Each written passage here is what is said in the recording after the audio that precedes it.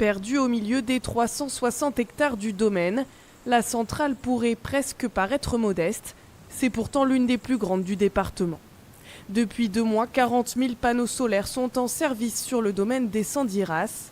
Un site acheté il y a 20 ans par la famille Baker est désormais entièrement dédié au tourisme. Et depuis le tout début, notre volonté était de faire un domaine autonome dans son fonctionnement. L'électricité fabriquée ici est ensuite redirigée dans le réseau public, car la production couvre bien plus que les besoins en énergie des personnes présentes sur le domaine.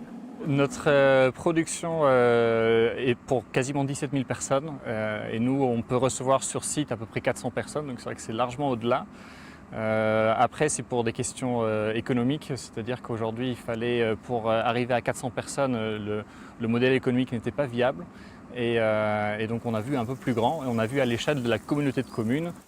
Lauréats d'un appel d'offres du ministère de la Transition écologique, les porteurs du projet sont assurés de vendre leur électricité au même prix pendant 20 ans. Une aide de l'État encore indispensable aujourd'hui.